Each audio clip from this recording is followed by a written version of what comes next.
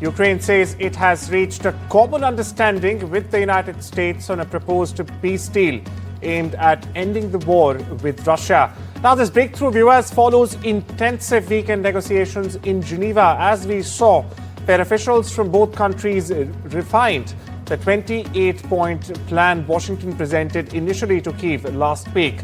US President Donald Trump, meanwhile, announced on social media that Special Envoy Steve Witkoff has been instructed to meet with President Vladimir Putin, while Secretary of the Army Dan Driscoll will meet Ukrainian officials this week simultaneously.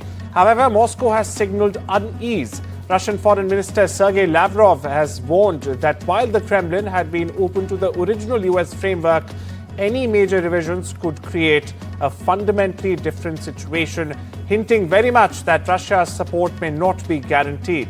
Now, Trump has also backed away from a Thursday deadline for Ukraine to agree to the peace plan, stating that the deadline, in fact, is when the conflict concludes. Meanwhile, here's Trump for you.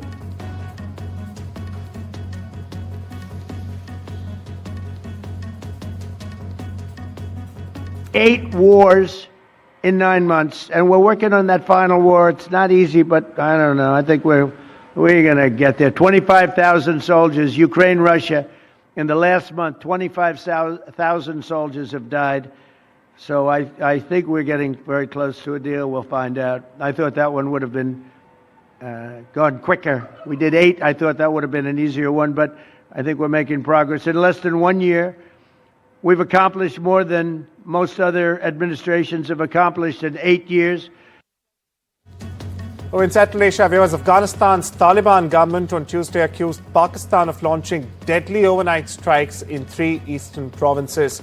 However, Rawalpindi has dismissed the claim and has said no such strikes were carried out. The Pakistani denial comes hours after chief spokesperson for the Afghan government said on social media platform X that Pakistan bombed the home of a civilian in the Khost province, killing 9 children and a woman. He also claimed additional strikes were carried out in the Afghan provinces of Kunar and Paktika, injuring 4 others. The Paris prosecutor has announced 4 more arrests in connection with the $102 million jewel heist at the Louvre Museum. Now, the arrests involved 2 men and 2 women from the Paris region, aged 31 to 40 years. However, the prosecutor did not specify their roles in the October 19 heist. The stolen jewels, meanwhile, including a diamond and emerald necklace given by Napoleon to Empress Marie-Louise, and other historical pieces have not yet been recovered. Meanwhile, police have previously arrested other suspected members of the 4-person team believed to have carried out this robbery. Listen in. 5 weeks since the jewel heist took place at the Louvre Museum behind me, and there's now another twist. The French prosecutor's office says 4 more people have been arrested over the $102 million robbery. 2 men and 2 women, aged between 31 and 40, are in custody, though investigators aren't saying what role they played. They can be questioned for up to 96 hours.